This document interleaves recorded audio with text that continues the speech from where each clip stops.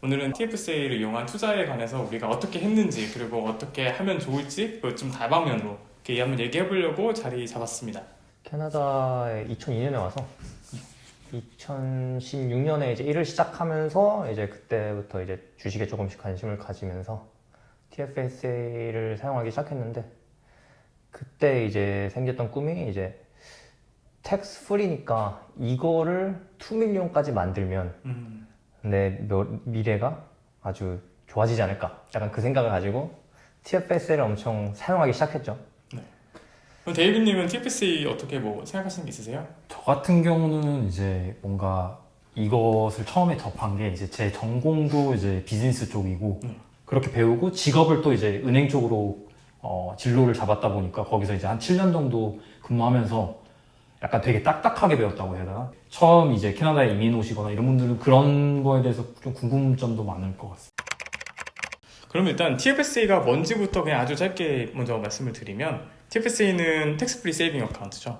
그러니까 우리가 비과세로 투자할 수 있다 이렇게 생각하면 되는데, 가장 포인트는 여기에서 수익이 발생했을 때 그건 당연히 원래는 세금을 매겨야 되는 건데 이 계좌 안에서는 세금이 없다, 비과세가 된다. 2009년에 시작됐잖아요. 그때 $5,000라는 처음 룸이 이제 주어지고 매년 이제 조금씩 증가하거나 비슷하거나 이런 식으로 되고 지금은 $7,000 주고 있죠. 근데 저 같은 경우는 이제 온 지가 얼마 안 돼가지고 받은 룸이 얼마 되진 않아요. 사실 그거 절반밖에 안 되고 있는데, TFSA가 현재 이제 15년이 넘은 상태예요. 그러니까 그때 성인이라면 예를 들어 지금 30대 중반이시거나 그 이상이시거나 2009년부터 캐나다에 계셨다면은 현재 그 룸을 다 가지고 계신 거잖아요. 전 이게 너무 부럽더라고요. 그쵸. 두 분도 다 가지고 계시지 않은가요? 저는 다 가지고 있어요. 저 같은 경우는 이제 2011년 때 딱 이제 18살이 돼가지고 그때부터 카운트가 돼서 약간 몇 개만 약간 부족한 아. 그렇지만 뭐 만족스러운 정도로 충분히 네. 갖고 있습니다. TFSA 투자를 혹시 언제 처음 알게 되셨거나 시작하셨나요? 저는 이제 아까 말했듯이 2016년에 이제 그때 돈을 벌기 시작했으니까 그때 이제 시작을 했고요. TFSA로는 이제 약간 돈을 빨리 불려야 좋다고 생각을 해서 약간 개별주들을 위주로 투자를 했죠, 그거는. 저 같은 경우는 이제 그 2012년도에 이제 첫 대학을 갔는데 대학 가서 이제 TFSA를 배우고 바로 은행에 가서 계좌를 열었어요. TFSA 뭔지도 모르고, 그다음에 연 다음에 이제 이게 어떻게 진행되는지 몰라서 은행원 분에게 그때 이제 당시 은행원 분에게 이제 물어봐가지고 그거에 대해서 너가 넣을 수 있는 금액이 정해져 있다. 그래서 그때 딱 처음에 20불을 먼저 넣어본 걸로 시작을 하게 되었어요. 시작하면서 저도 $100를 먼저 넣었어요. 혼자 해보겠다는 생각으로 이제 공부하면서 해보고 $100를 넣어봤고, $100를 가지고 어떻게 할까? 그럼 이제 캐나다 달러를 넣게 되잖아요, 우리가. 거기서 캐나다 달러를 가지고 캐나다 주식을 먼저 샀어요. 그 다음에 이게 작동되는지가 먼저 궁금해가지고 그걸 알고 나서 그때부터 이렇게 쭉 채워가면서 하고 있죠. TFSA가 가장 중요하다 이런 생각을 좀 우리 가지고 있잖아요. 그죠. 왜 그렇게 생각하세요?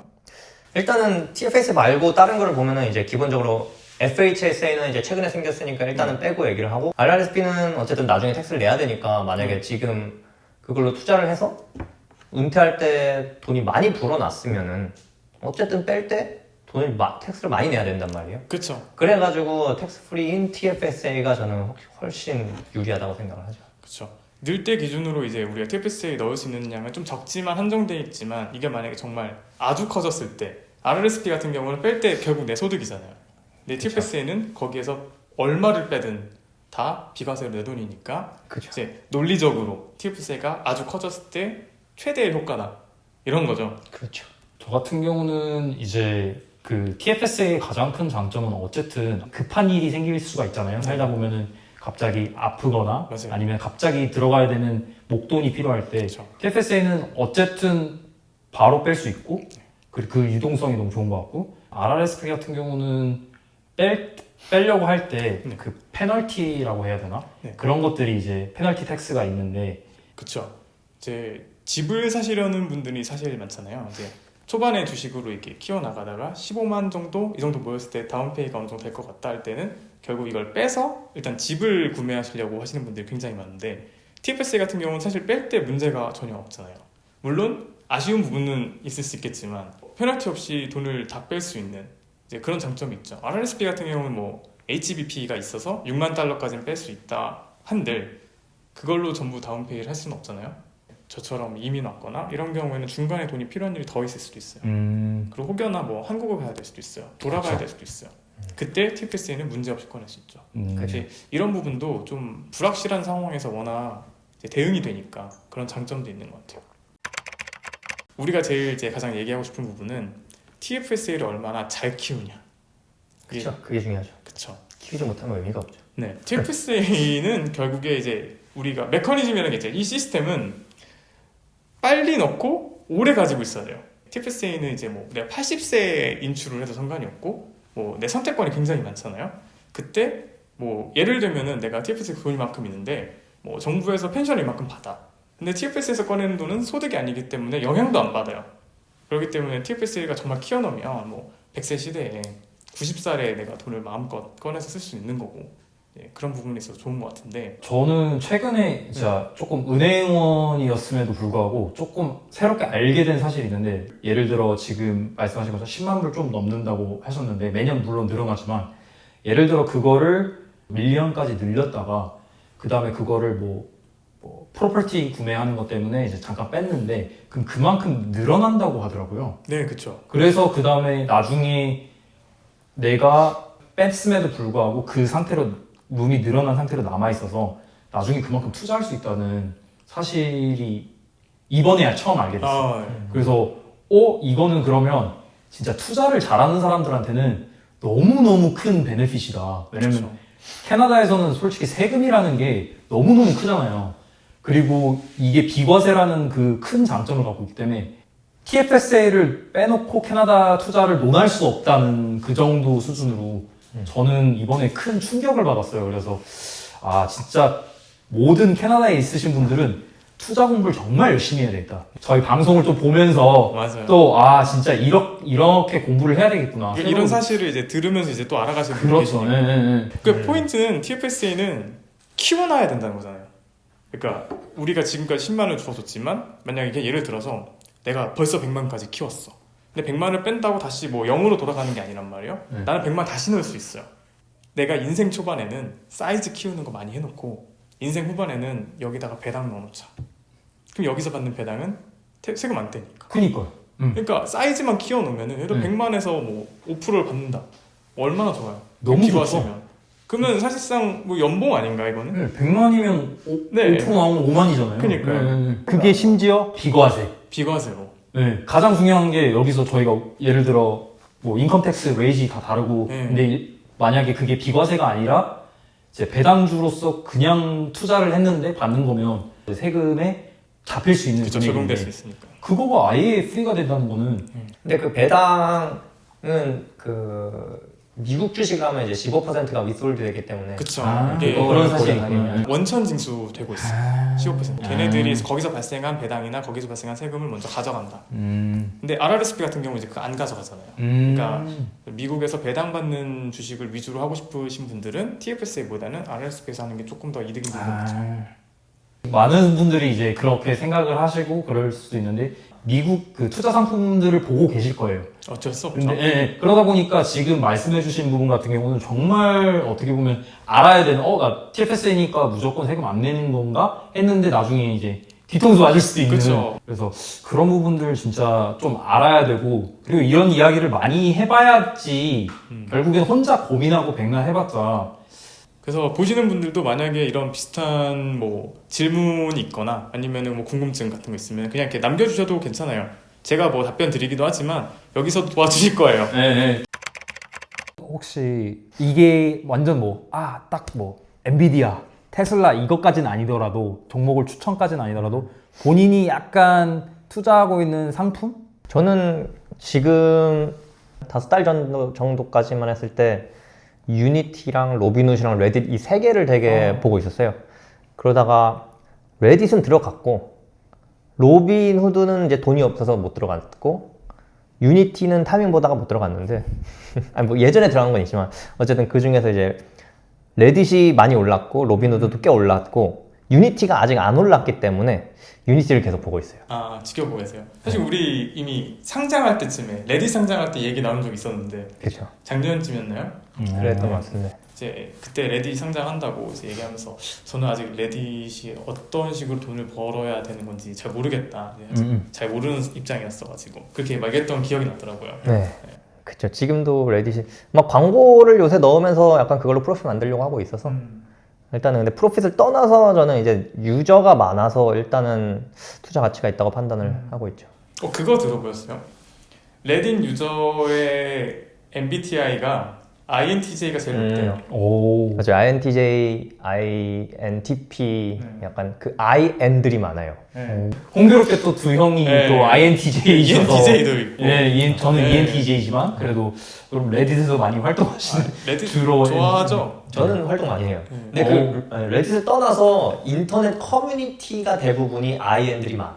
아, 그래요? 이들은 약간 이제 밖에 나가 있는 거를 좋아하기 좀 더 선호하거나 사람을 만나는 걸 좋아해가지고 인터넷에서 사람 만나는 거를 좀 I는 덜 선호하는 게 있고 또 S도 약간 그 현실적이다 보니까 인터넷 커뮤니티에서 활동하는 게 N보다는 약간 좀 적더라고요.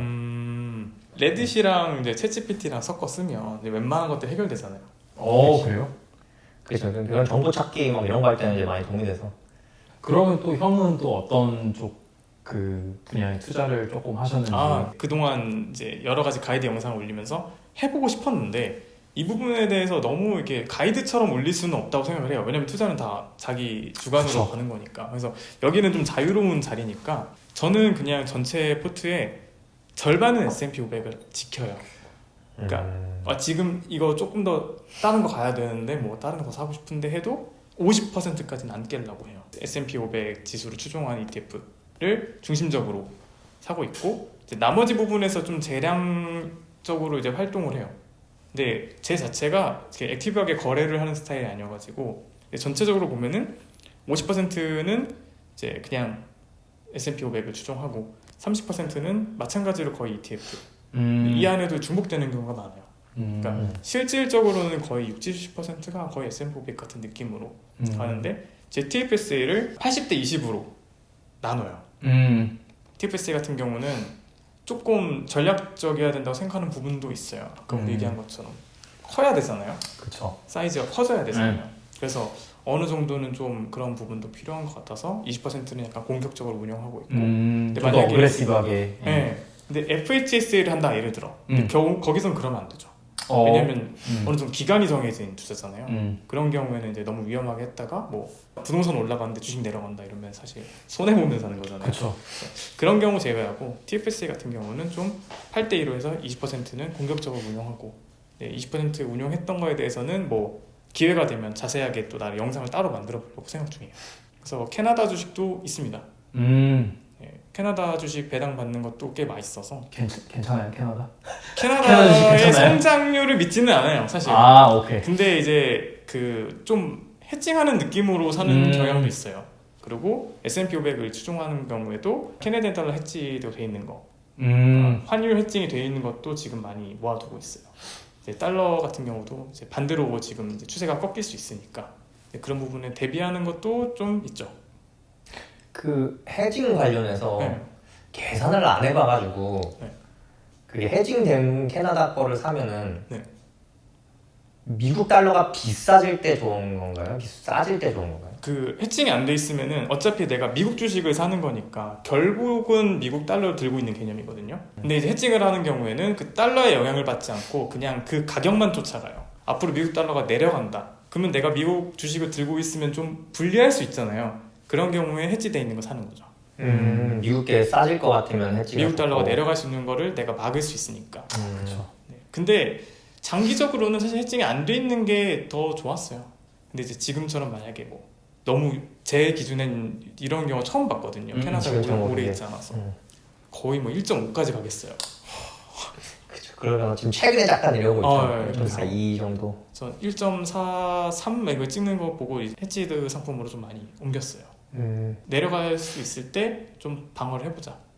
왜냐면 더 오르는 것보다 지금은 떨어지는 게 무서워서. 캐나다 달러가 1.35만 돼도 진짜 많이 비싸다 항상 그랬는데 지금 형도 말한 거 진짜 1.4 넘어가는 아 이거는 진짜 이때까지 저도 캐나다에 오래 살았지만 이렇게까지 간 적이 있었나? 약간 1000 넘어 있으면은 항상 조금씩 한국에 돈을 보내놔요.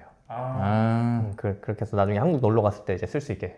아 오히려 역으로 인컴이 여기서 나오는 사람들은 오히려 한국 놀러 갈 때나 그때 딱 쓸 돈을 이제 오히려 미리 이제 예. 환율 좋을 때 보내놓고.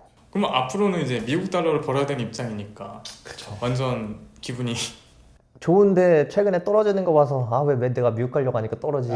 근데 지금도 뭐 충분히 괜찮아요. 지금은 네. 욕심이 많으신 것 같아요.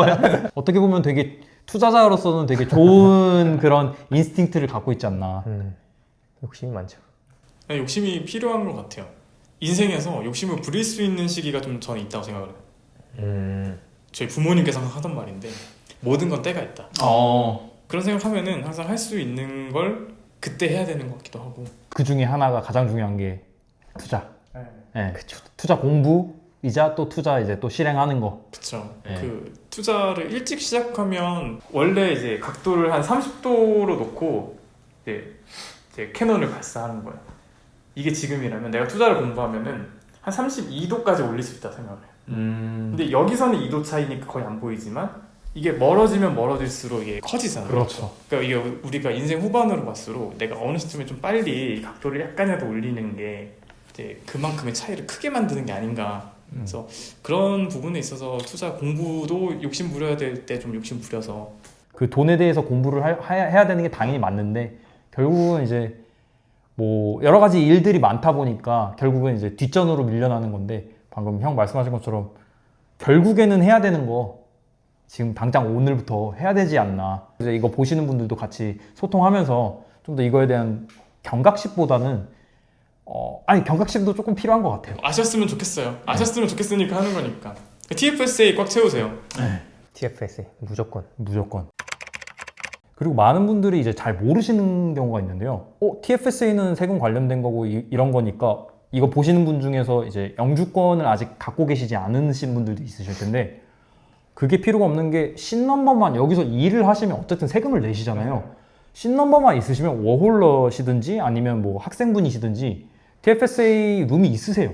그래서 그거를 신넘버 갖고 계시면 좀 당장 은행을 가시든지 아니면은 뭐 퀘스트레이드나 뭐 워스심플이라도 앱을 통해서 하실 수 있는데 이제 막 캐나다 왔으니까 정신이 없다 보니까 이런 것들에 대해서 다들 많이 모르시는 분들이 많아요. 대부분 2, 3년 정도는 거의 이제 생각 못하고 지나가시죠. 특히 TFSA를 뭔가 주식으로만 써야 된다고 생각하는 경우도 있지만 사실 TFSA는 그냥 계좌일 뿐이잖아요. 이 안에서 뭘 해도 상관이 없단 말이죠. 특히 GIC 같은 경우. 전 GIC를 굉장히 좀 추천하는 편이긴 해요. 그러니까 일부는 좀 현금이 필요하다. 그리고 이건 또 이제 나이대별로 이 비중은 좀 다를 수 있다. 이렇게 말씀을 드리는데 현금을 그냥 계좌에 넣어둘 필요 없잖아요. TFSA 해놓고 거기에서 GIC라도 해놓으면 최소한 예금이라도 나오잖아요. 비과세로. 한국은 이제 예금 같은 경우는 뭐 15.4% 나오거든요. 세금이. 근데 여기서 TFSA에 그냥 예금만 계속 밀어 넣어놔도 세금 낼 거 없이 그냥 받을 수 있잖아요. 이제 GIC가 너무 이제 이 이자율이 너무 높다 보니까 그때 혜택을 너무 많이 보셨어요. 그래서 막 1년 GIC가 막 5%, 6% 이런 적이 없었다 보니까 꼭 GIC를 1년을 묶을 필요가 없는 상품들이 있어요. 이제 은행마다 조금씩 다른데 그 당시에 이제 캐셔블 GIC 하면 뭐 4% 이 정도도 돼서 조금 낮긴 하지만 네, 조금 낮긴 하지만 또 유동적인 부분에서 그냥 현금으로 그냥 묶어 놓는 것보다 어차피 언제든지 뺄 수 있으면 캐셔블로 넣어놨다가 그런 여러 가지 이제 형태가 있는데 결국 TFSA라는 게 딱 그 고정돼 있는 거는 아니고요. 진짜 말 그대로 현금으로 갖고 계셔도 되고 GIC 같은 예금 상품으로 해놓어도 되고 이제 뭐 주식을 하셔도 되고 ETF를 하셔도 되고 너무 좋은 거예요. 체킹 계좌에서 지금 돈이 놀고 있다. 그럼 TFSA 열고 일단 현금으로라도 넣어 놓으세요. 그러다 보면 그 다음 게 이제 보이고 맞아요. 네, 그렇게 되지 않아요. 한 발씩 나아가야 되는데 네. 그 TFSA 계좌를 여는 것 자체가 그냥 투자의 약간 시작인 것 같아요. 캐나다에서. 그리고 한 가지 조금 더 이제 얹고 싶은 게 있다면 꼭 GIC가 아니어도 GIC를 여러 개를 가입해서 ETF로 하는 상품도 있어요. 그래서 이 ETF 같은 경우는 한 달마다 분배를 계속 해줘요. 분배금을 줘요. 그러니까 이제 시중에 있는 여러 가지 은행에서 GIC를 자기들이 이렇게 해놓고 그 펀드로 만들어서 ETF로 올려놓고 대신에 한 달마다 분배금이 나와요. 그러니까 1년을 기다려야 나오는 게 아니라 매달 받을 수 있으니까 더 좋은 것도 있고 내가 당장 다음날 팔 수도 있고 이런 것도 있고 아니면 뭐 초단기 채권 같은 거를 모아서 뭐 3개월 이내 ETF로 채권도 ETF로 만들어 놔가지고 그런 식으로 파킹을 해놔도 1년에 몇 %의 금액 차인데 그냥 우리 계좌에 두면 0%잖아요. 세이빙 0. 몇 %짜리도 있고 의미가 없죠. 의미가 없어요. 그냥 그 계좌 유지비만 안 낸다면 그거 제외하고는 그래도 TFSA에서 약간 현금성 상품으로 두는 게 낫지 않나 싶기는 해요. TFSA를 이제 계속 노후까지 키워야 되는 거잖아요, 우리가. 그거를 어떠한 방식으로 키우는 게 좀 바람직하다고 생각하세요? 아까 얘기가 살짝 나왔지만 성장주 위주로 개별 성장주 위주로 투자를 하는 게 가능한 빨리 늘릴 수 있지 않나 생각을 하죠. 배당주는 일단 성장이 느리고 배당주로 이제 의미 있는 돈을 벌려면 돈이 엄청 많아야 되는데 지금 우리들이 그만한 재력은 없고 그렇다면 답은 이제 성장주죠. 그러면 이제 성장주 같은 경우는 리스크도 마찬가지로 큰 편이잖아요. 그렇죠. 그러면 이제 하락이 좀 있을 때 어떻게 해야 되죠? 눈물을 흘려야 되죠. 그렇죠. 눈물을 흘려야죠. 미리 알고 빠질 정도의 그런 능력이 있는 사람이 아니라면 그냥 버텨야죠. 그래서 저도 이 부분을 좀 논리적으로 얘기하면 성장주가 이제 변동이 크잖아요. 대신에 이제 올라갈 수 있는 폭이 크다 보니까 우리가 거기에 이제 기대하는 건데 이게 그 문제 생기는 구간이 있을 수 있어요, 항상. 근데 이 기간에 내가 은퇴하면 안 돼요. 그러니까 내가 좀 더 젊었을 때 성장주에 좀 위주로 할 수 있는 거죠. 너무 나이가 들었을 때 은퇴가 3, 4년 남았는데 성장주에 막 몰빵을 했다. 3년 후에 마켓이 막 곤두박질 쳤어. 이러면 답이 안 나오는 거잖아요. 그렇죠. 그래서 젊을 때 TFSA가 중요하고 나이가 들수록 이제 TFSA보다는 RRSP가 선호될 수 있다고 생각을 해요. 그러니까 우리가 성장하는 이제 나이에 맞춰서 레벨업을 하듯이 이런 포트도 이제 구성이 계속 달라져야겠죠. 현재 시점에서는 그러면 어쨌건 저는 언제나 젊으면은 개별 성장주를 추천해요. 못 먹어도 고. 이제 우리는 그걸 알잖아요. 복리의 마법을. 20대 아주 어렸을 때 이미 투자를 시작했다면 이거를 뭘 들고 있어도 사실 이제 인덱스라면 저는 거의 60대 이상 됐을 때 우리가 상상하는 것 이상으로 커져 있을 거라 생각을 해요. 이게 내가 40, 50대에 지금부터 키우겠다고 했을 때는 아쉬운 부분이 분명히 있어요. 복리는 결국에 현실적으로 얘기하면 40년 정도 됐을 때 어마어마해요. 30년 이상일 때 유의미하고 근데 10몇 년으로는 사실 이게 좀 힘들어요. 약간 부족한 부분이 예, 부족한 좀 부분이 있어요. 그러다 보니까 이거를 좀 많이 누리려면은 20대 초반에 이런 전략적인 방법으로 투자를 시작하거나 아니면은 그때부터 공부를 해서 자기만의 포트를 구성한다던가 아니면 그게 힘들면 그냥 ETF에 맡기는 것도 좋고 펀드에 맡기는 것도 좋아요. 대신에 빨리 시작하는 게 그만큼 중요한 것 같아요. 그렇죠. 공부를 하기 싫으면은 저는 그래서 그냥 슈큐큐 사라고 해요. 여전히 공격적이시네요. 그렇죠. 그래야 이제 의미 있는 돈을 벌 수가 있기 때문에 혹시 우리가 그러면 QQQ를 모르시는 분들도 있을 거란 말이에요? 사실 저 QQQ 많이 들어봤지만 정확하게 뭔지 모르거든요. 키런님이 S&P 500을 말한 것처럼 그런 ETF 중에 하나인데요. 그게 이제 나스닥 마켓을 따라가는 거라서 나스닥은 이제 기술주들이 테크 회사들이 많잖아요. 근데 그쵸. 테크 회사들이 이제 성장이 빠르고 또 리세션 때는 오히려 더 빨리 떨어지지만 그거를 따라가는 ETF다 보니까 이제 같이 성장이 빠르죠. 아, 그런 장점 엄청 되게 좋은 거네요. 제가 바로 그쵸. 구매해야 되겠네요. QQQ는 굉장히 사실 공격적인 면이 있어요. 어. 그러니까 내가 QQQ를 모아간다라고 했을 때 2, 3년 동안 엄청 손해를 볼 수도 있는 거예요. 그러니까 근데 이 손해가 다른 거에 비해서 더 크겠죠. 아무래도 기술적 변동이 크다 보니까. 대신에 이게 성장을 할 때는 남들보다 빠르니까 이제 그런 부분이 본인이 이제 각자의 리스크를 감당하는 거죠. 그렇죠. 그래서 이제 젊으면은 QQQ, 나이가 있으면 S&P 500. 약간 방향성이 그게 낫지 않나. 너무 답변을 해주셔서 너무 감사해요. 되게 이게 시원하게 답변을 해주시는 것 같아요. 왜냐면은 쉽지 않은 말이거든요. 이게. QQQ라던가 어떤 거가 중요하다고 말하는 게 이 투자 입장에서 좀 말하기 어려운 부분도 있잖아요. 그리고 저는 약간 아까 전에 개별 성장주 얘기해서 제 예전에 흑역사 어떻게 보면은 무식하다면 용감하다고 그때 이제 게임스탑 카드가 있었는데 밈스타. 게임스탑이 이제 다 막 왔다 갔다 하고 막 여러 가지 이제 로빈후드에서 뭐 뭐 홀드 걸고 막 그런 것들 다 지나가고 나서 버튼이 사라졌었던. 버튼이 잠깐 사라졌던 말도 안 되는 예. 그런 사태가 있었는데 몇 달 지난 뒤에 이제 친구의 꼬임에 넘어가서 이번에는 참여하면 무조건 또 이길 수 있다 그런 얘기를 듣고 저도 참전을 했다가 큰 손해 직전에 조금 이제 나왔는데 정말 좀 무서운 것 같기는 해요. 그래서 그때도 물론 도전할 때 TFSA를 이용을 했는데 이제는 조금 더 형 말씀하신 것처럼 약간 QQQ나 아니면 조금 그래도 너무 개별 성장주지만 너무 그렇게 갬블성이 강한 주보다는 게임스탑 같은 그런 밈스톡은 해서 어느 정도 이익이 나도 아쉬움이 남더라고요. 아, 더 남길 수 있었는 데가 되기 때문에 그래서 하면은 잘 되든 잘 안 되든 스트레스를 받아요. 그래서 그 스트레스를 견딜 수 있는 사람이 아니면 하지 않는 걸 추천하고. 그 이벤트도 사실 레딧에서 이제 발생한 이벤트잖아요. 그렇죠. 레딧을 열심히 해가지고 그걸로 이득을 보긴 했지만 아, 네. 더 많이 볼 수 있었는데 하는 그 아쉬움이 너무 남아 있어가지고. 이거 보시는 분들이 만약에 그래서 TFSA에 어떻게 투자해야 되냐라고 물어보실 수도 있어요. 그러면은 이제 개인적으로 생각하시는 것들 한번 말씀해 주실 수 있어요?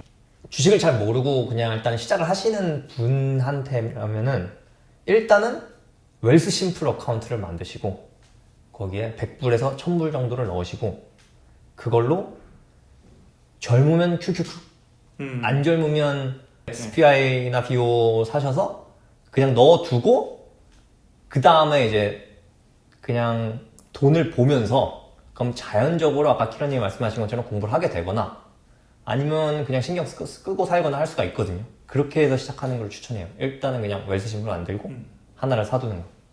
그렇죠. 돈이 일단 들어가야 이제 공부도 시작할 수밖에 없고 이제 아침에 한번 주가 변동도 확인해 보다 보면 이제 삶이 좀 달라지는 그런 게 있죠. 그죠.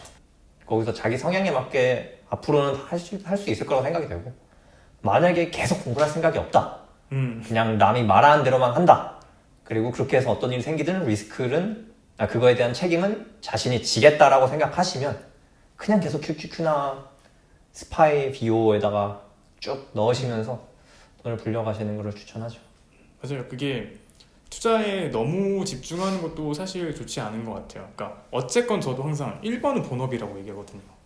본업이 중심이 되고 투자는 이제 같이 가는 거 개념이라서 그런 식으로 내가 본업에 더 집중할 수 있는 환경을 만들고 이제 나머지 투자 공부를 하는 게 올바른 거니까 투자에 올인하면서 이것도 알아보고 저것도 알아보고 막 하다 보면은 시간 많이 걸리죠. 시간과 에너지 그렇게 낭비하면서도 막상 이제 뭐 아웃퍼폼이 안 되는 경우도 있으니까 아무튼 그런 경우 때문에 이제 공부를 하는 건 바람직하지만 너무 과몰입은 또 안 하셔도 괜찮다라고 생각합니다.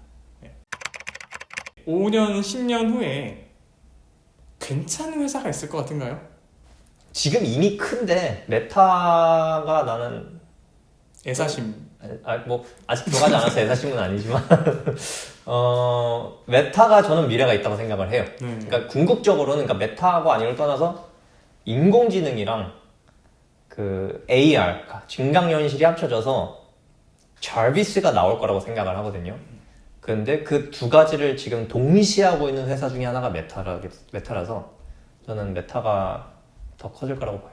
그러니까 완전한 개인 비서를 이제 모두가 하나씩 가져간다. 그렇죠. 잘비스의 시대가 올 거고 그거를 먼저 만든 회사가 잘 될 거라고 생각을 하는데 어디가 먼저 될지는 모르지만 일단은 그 인공지능이랑 AR에 투자를 하고 있는 회사 중에 하나는 메타다.